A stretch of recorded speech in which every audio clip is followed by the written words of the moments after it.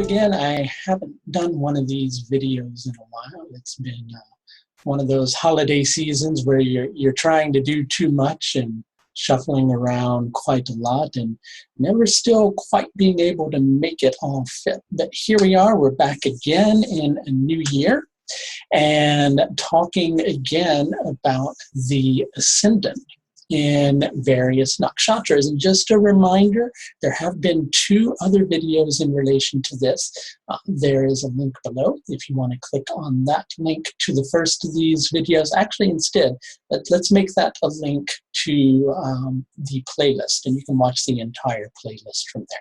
You can click on the playlist and watch all the videos and get a little bit more background of what it is that we're exactly talking about. But the goal is to do 270 videos, all the planets and the Ascendant through all of the different nakshatras. And today we're going to talk about Krittika Nakshatra. And if you would like to see if you have your Ascendant, also known as Lagna in Krittika Nakshatra, or any other planets, there is a link below to my free chart calculator. Also, you could schedule a consultation with me as well if you wish to through the link below. I'll give you that link again at the end of the video. But now on to Krittika Nakshatra and the Ascendant. I'm not going to go too deeply into explaining the Ascendant. That's in a lot of the other videos. But just briefly, some of the things that are going to be shown through the Ascendant, well, you can pretty much understand a person's entire life path through looking at the Ascendant. It's a very powerful point. It's the point that's on the horizon at the time that you were born, on the eastern horizon, that is. Also, we can understand the way an individual thinks and perceives things in their life when we look at the Ascendant. We can also understand a person's health, how their health is going to be through looking at the Ascendant.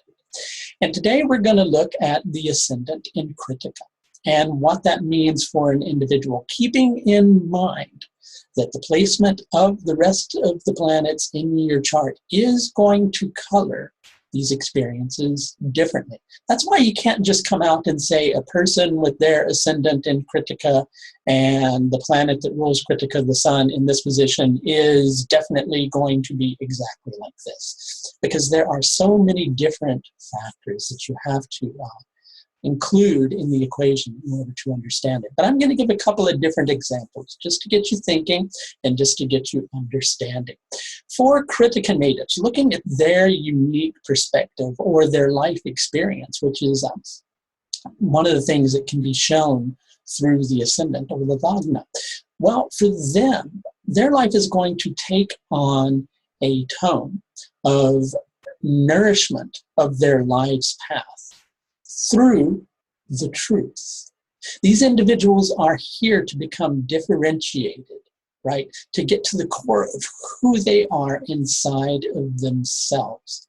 So that nourishment that comes into their life through the truth, it will either, help them to grow if they're one of those people that's on that path, or they may find it hard to digest. What's going to determine that? Well, mainly the position of the sun. If we want to understand the physical appearance of these individuals, in most cases, they're going to be strong-bodied. They'll have a very powerful presence because the sun is going to give them that ability to command. They can be very clear in their energy, or they can seem very pained due to encountering a difficult life and a wearing of the years upon them. Regardless, inside of them is the capacity for purity if they play their cards correctly.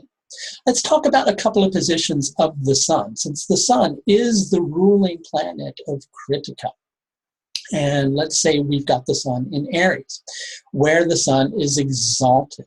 Well, because the sun rules the natural 4th house for the person who would have their Ascendant in Krittika, and the sun will be placed in the 12th, this particular individual may end up residing in an ashram for a period of time, right? But because their path here is one that is deepening and becoming differentiated and discovering ever deeper levels of who they are inside of themselves, they may not stay there for their entire life. They may want to make a move. Let's say this individual also has Mars in Aries, right? Mars is very powerful in Aries because that's one of Mars's Mula Trikona signs, right? It's a sign that Mars rules, but Mars gets an extra bonus from. That's going to make the individual very strong-willed if they decide that they want to spend some time in an ashram. They're really going to benefit from their spiritual practices. But equally, as Mars would rule the natural 7th house for these individuals, using the particular system that I use for calculations, they may find a partner that they can share journeys with to foreign lands, because Mars ruling the 7th also would be associated with foreign lands, and the 12th is also a foreign land indicator. So they may go pursue the truth with a friend or a loved one in foreign lands, somebody who's very active and somebody who's really adventurous that they can share their journeys with. Let's say, for example, though, that the sun happened to be instead in Libra. I'm just pausing for a moment because I noticed the video is getting a bit jumpy here. With the sun in Libra, which is where the sun is debilitated, these people will be very forthright, Krittika natives in general. They believe in speaking the truth, even if somebody doesn't want to hear them, right? If they have the sun debilitated in Libra, the person may feel that they're speaking the truth, but they may not necessarily speak it in a diplomatic manner. Unless they happen to share Libra with Venus. Venus would give them that degree of diplomacy. The important thing for people who may have this particular position is to recognize that their knowledge of the truth may not be shared by others. Why is that? Well, truth. What is truth? We can all see concrete events and say, this is reality. This is exact. This is precise. But each person's experience of it is going to be different. Each person is going to see things differently, right?